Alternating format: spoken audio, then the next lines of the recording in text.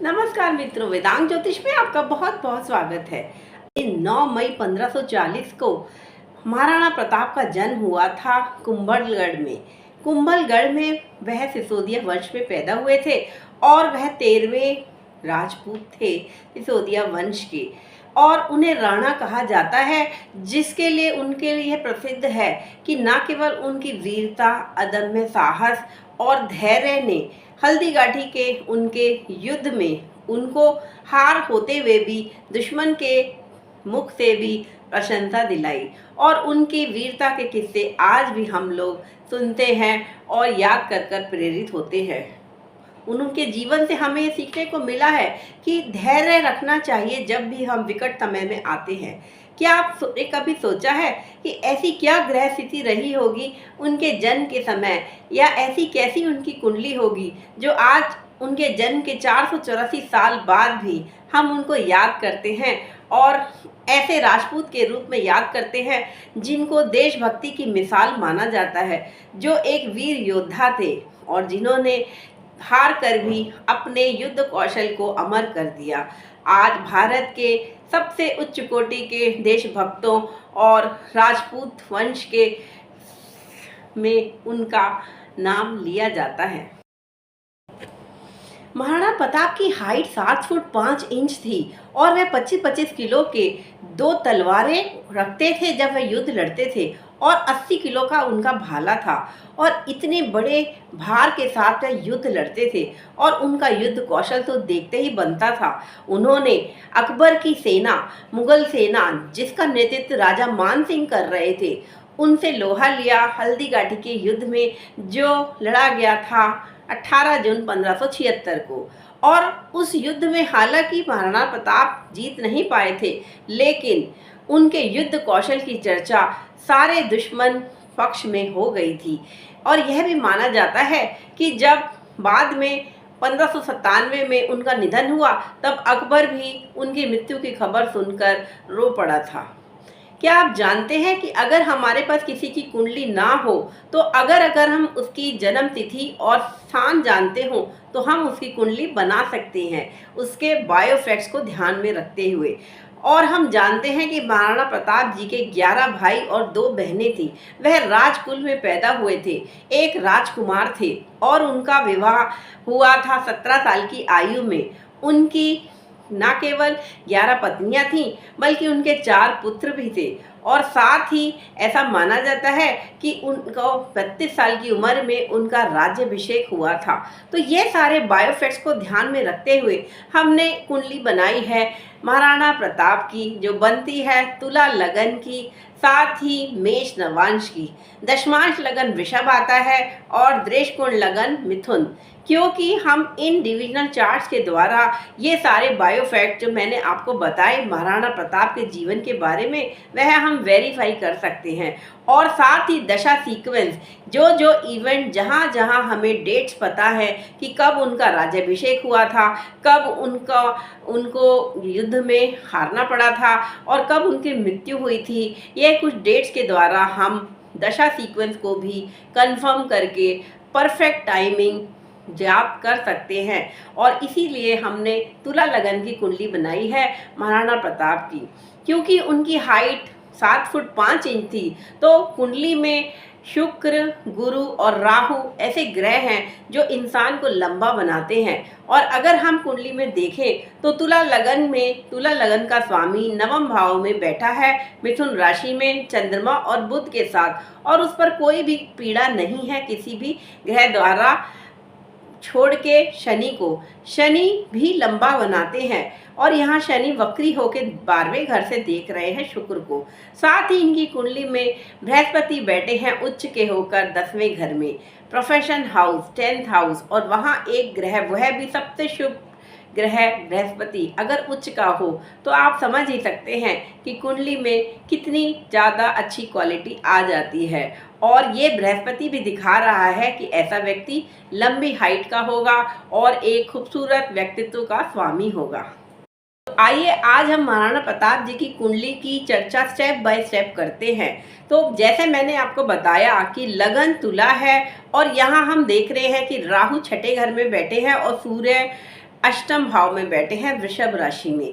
यहाँ शुक्र लग्नेश भी हैं और अष्टमेश भी हैं और अपनी मित्र राशि मिथुन में बैठे हैं चंद्रमा और बुध के साथ। जब भी शुक्र बुध के साइन में आते हैं तो विवाह कई हो सकते हैं और हम जानते ही हैं कि इनके कई विवाह हुए। पहला विवाह 1557 में हुआ जो एक छोटी आयु में हुआ, लेकिन उसके बाद 10 अन्य विवाह हुए जो कि राजनीतिक समझौतों के अंतर्गत किए गए थे।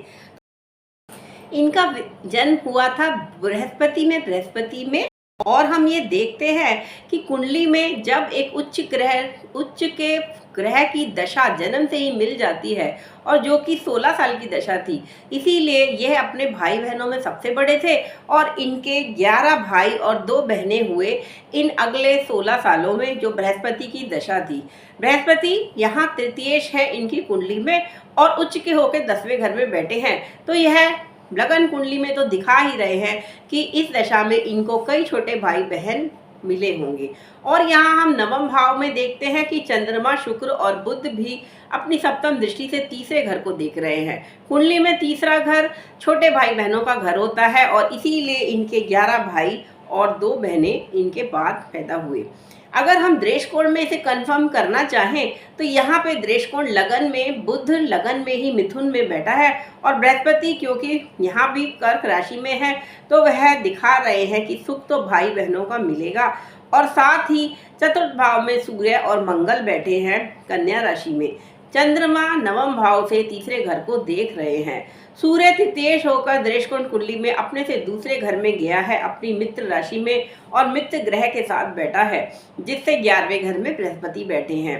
पंचमेश पंचम में ही बैठे हैं दृष्टिकोण कुंडली में। तो दृष्टिकोण कुंडली भी दिखाती है कि इनके कई भाई बहन हुए होंगे।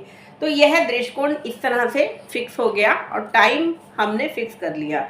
अब हम आते हैं इनके पहले विवाह पे, जो कि यह 17 साल के थे 1557 में, तब इनका पहला विवाह हुआ।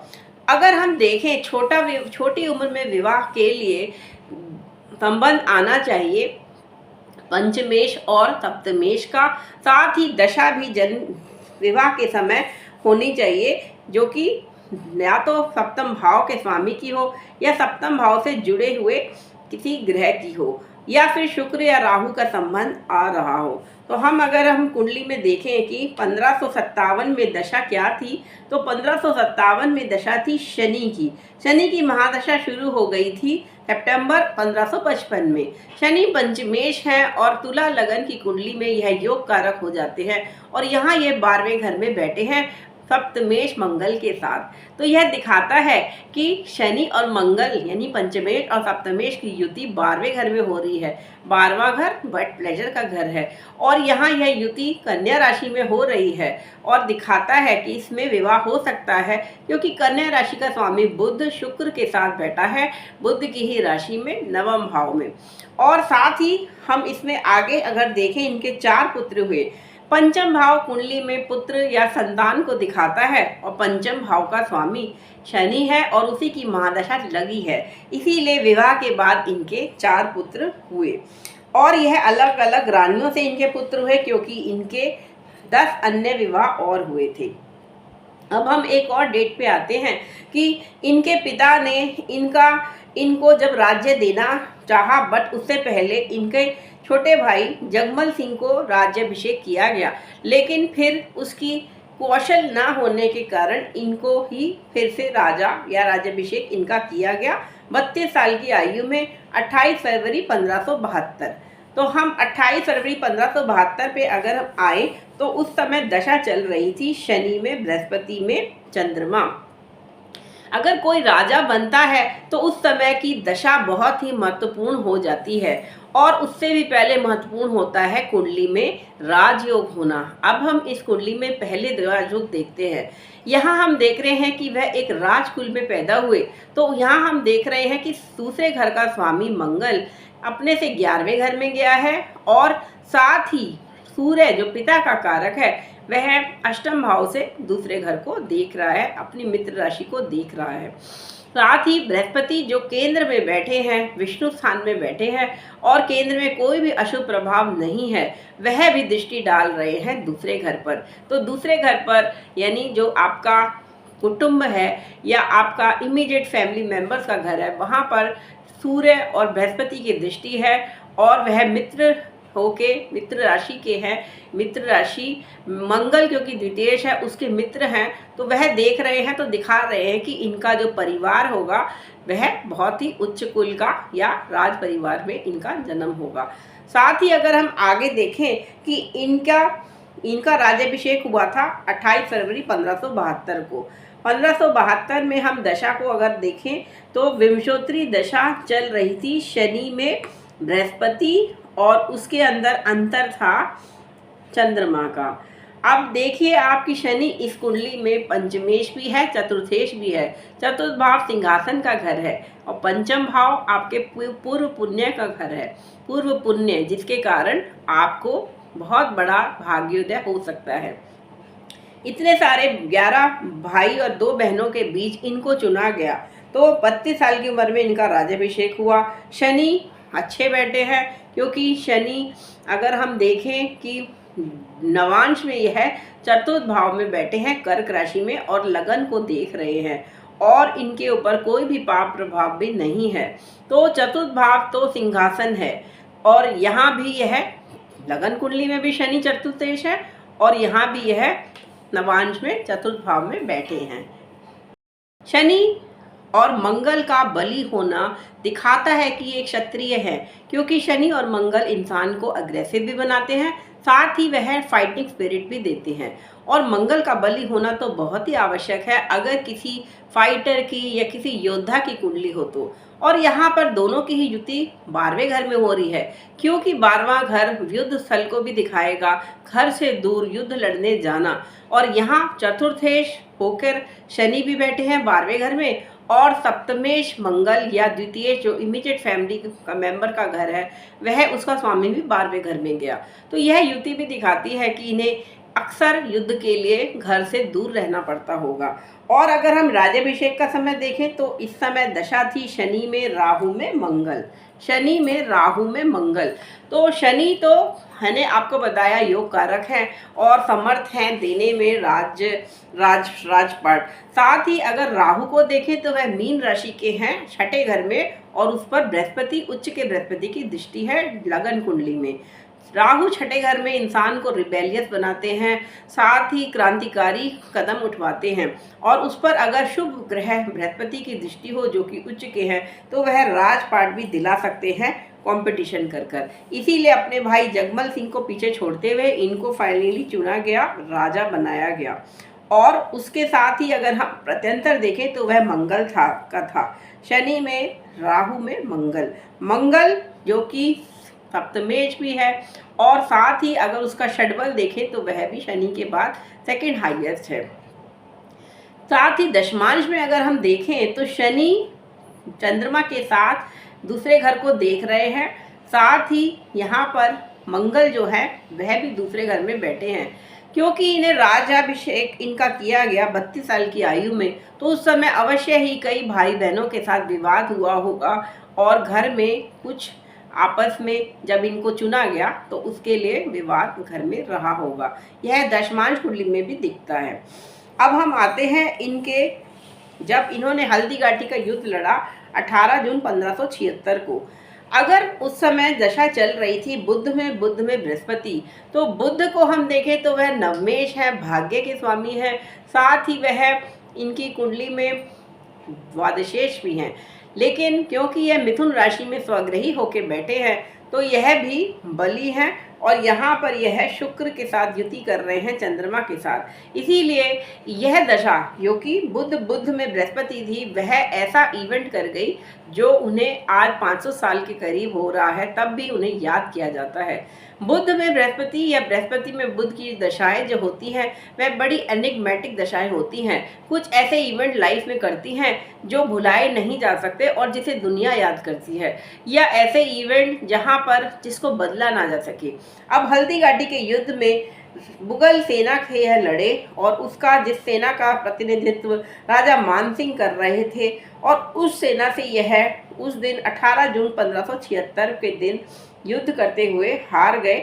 लेकिन इनके कौशल की चर्चा उसके बाद निरंतर होती रही और इस युद्ध के 21 साल बाद इनकी मृत्यु हुई। मृत्यु के लिए पहले उसका आयु खंड देखा जाता है।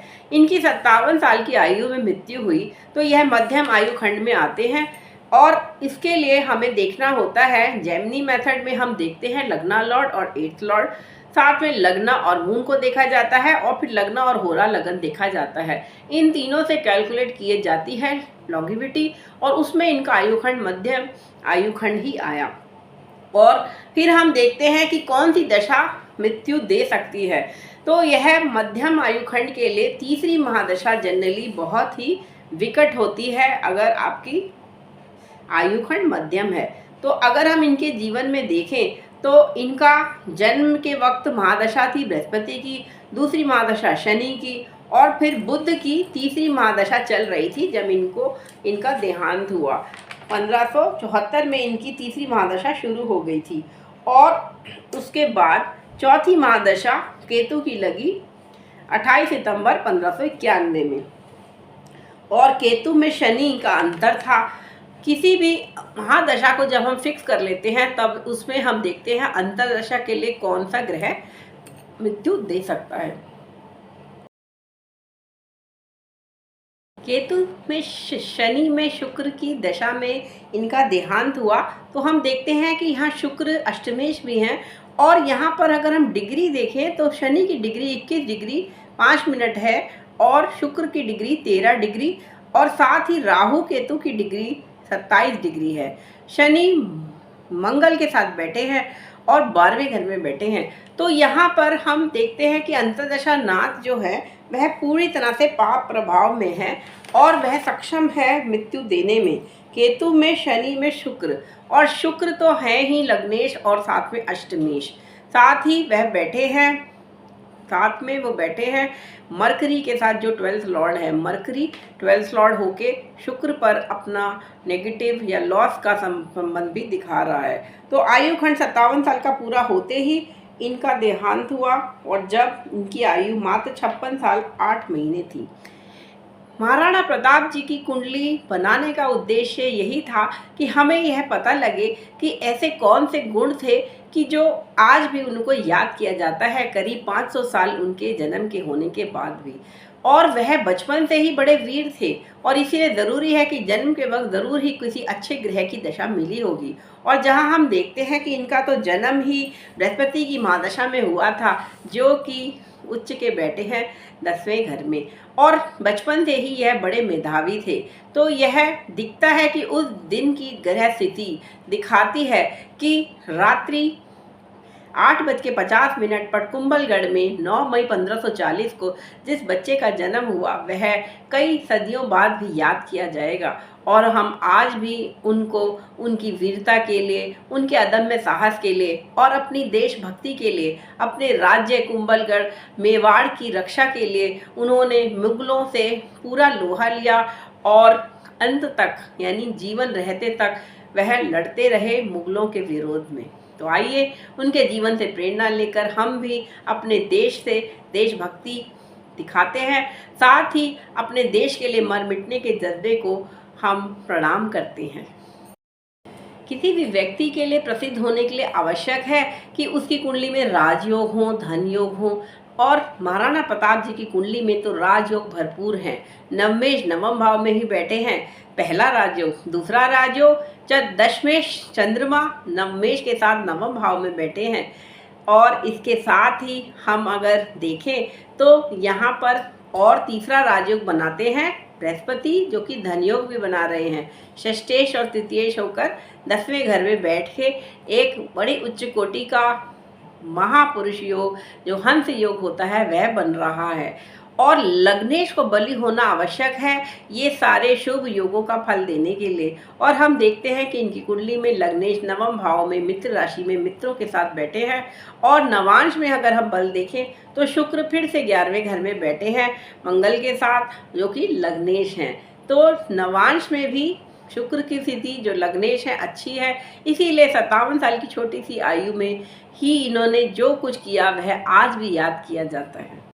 महाराणा प्रताप मेवाड़ के राजा थे, और वह उस समय का सबसे प्रसिद्ध और बहुत ही महत्वपूर्ण राज्य था और जिसमें आज के आते हैं चित्तौड़, भीलवाड़ा, प्रतापगढ़, राजसमंद, उदयपुर, झालावाड़, मंदसौर और नीमच। और ये सारे वह जगहें हैं जो उस सदी में 16वीं सदी में बहुत ही अत्यधिक महत्वपूर्ण थी व्यापार करने के लिए, और इसीलिए मेवाड़ पर कब्जा करना चाहता था आक्रांता अकबर, और इसीलिए उसने अपनी मुगल सेनाओं को मेवाड़ पर आक्रमण करने के लिए कहा। और फिर हल्दीघाटी का युद्ध हुआ जिसमें महाराणा प्रताप ने बड़ी वीरता से अपना युद्ध कौशल दिखाया। 1572 में राजा बनने के बाद महाराणा प्रताप ने अगले 25 सालों में बहुत से अन्य युद्ध लड़े जिसमें उनको कई बार विजय प्राप्त हुई, लेकिन हल्दीघाटी का युद्ध ही उनके लिए सबसे दुख का कारण बना क्योंकि वह मुगल सेना के हाथों हार गए थे। लेकिन उसके बाद कई महत्वपूर्ण युद्ध उन्होंने जीते और उन्होंने आजीवन अपने अगले 25 साल मुगल राजाओं के विरोध में अपना प्रयास जारी रखा और अपने जीवन से ये सिखाया कि अपने आत्मसम्मान की रक्षा के लिए वह दर दर भटके, लेकिन वह अपने राज्य को वापस पाने के लिए हमेशा प्रयासरत रहे। महाराणा प्रताप अकेले ऐसे राजपूत राजा थे जिन्होंने अपना सारा जीवन अपने राज्य मेवाड़ को मुगल शासन की पराधीनता से छुड़ाने में लगा दिया था। हल्दीघाटी का युद्ध वह हार गए थे। क्या आप जानते हैं हल्दी घाटी क्यों कहा जाता है? क्योंकि वहाँ की ज़मीन का रंग हल्दी के रंग जैसा है। लेकिन उस लड़ाई के बाद महाराणा प्रताप ने बहुत कोशिश करी कि सभी राजपूत एक हो जाएं और मुगलों के शासन के विरुद्ध एक होकर लड़ाई लड़े, लेकिन मुगल राजा अकबर ने अपनी कूटनीति से कई राजाओं को अपने वश में कर लिया था। कहीं उसने विवाह करे जिससे वह राजपूत कन्याओं से विवाह कर उन्हें अपनी तरफ कर लेता था, और कहीं वह उन पर आक्रमण कर उन्हें अपने अधीन कर लेता था। लेकिन महाराणा प्रताप ने कभी भी अपनी अधीनता मुगलों राजाओं की नहीं स्वीकारी और जिंदगी भर वह लड़ाई करते रहे मुगल आक्रांता अकबर के खिलाफ, और इसीलिए आज भी उन्हें जाना जाता है ऐसे राजपूत राजा के रूप में जो कि अदम्य साहस, वीरता और देशभक्ति की मिसाल है। महाराणा प्रताप अकेले ऐसे राजपूत राजा थे जिन्होंने अपना सारा जीवन अपने राज्य मेवाड़ को मुगल शासन की पराधीनता से छुड़ाने में लगा दिया था। हल्दीघाटी का युद्ध जो था वह उसका कुछ परिणाम नहीं निकला था, लेकिन मुगल सेना ने अपनी अधिक संख्या के कारण गोकुंडा का किला जहां महाराणा प्रताप रहते थे उसे अपने अधीन कर लिया था, और फिर अरावली की पहाड़ियों में महाराणा प्रताप चले गए। और यह भी माना जाता है कि उन पहाड़ियों पर रहते हुए उन्हें घास की रोटी भी खानी पड़ी थी, लेकिन उन्होंने पराधीनता स्वीकार नहीं करी अकबर की, और अपने आत्मसम्मान की रक्षा करते हुए वह पूरे जीवन संघर्ष करते रहे मुगल सेना के खिलाफ और अपने मेवाड़ को वापस आज़ाद कराने के लिए। महाराणा प्रताप का नाम आज भी भारत में उनकी निष्ठा, वीरता, दृढ़ प्रण, त्याग और शौर्य के लिए बहुत ही सम्मान से लिया जाता है। और हल्दीघाटी के युद्ध के बाद हालांकि उन्होंने कुंभलगढ़ और गोलकुंडा और उदयपुर वापस प्राप्त कर लिया था, लेकिन अपनी उम्र के चढ़ते हुए पड़ाव पर वह मुगलों के साथ और अधिक प्रयास नहीं कर पाए जब वह 57 साल की उम्र में पहुंचे थे, और इसीलिए उनका फिर देहांत हो गया। लेकिन आज भी अरावली की पहाड़ियों में और उदयपुर जैसे राज्यों में स्थानों पर आज भी भारत में जगह जगह उनकी मिसाल दी जाती है कि ऐसा व्यक्ति जिसने अपना पूरा जीवन अपने मेवाड़ के लिए, अपने देश के लिए लगा दिया, वह सच में ही बहुत ही सम्माननीय है और हम उन्हें प्रणाम करते हैं। आज के लिए इतना ही। धन्यवाद।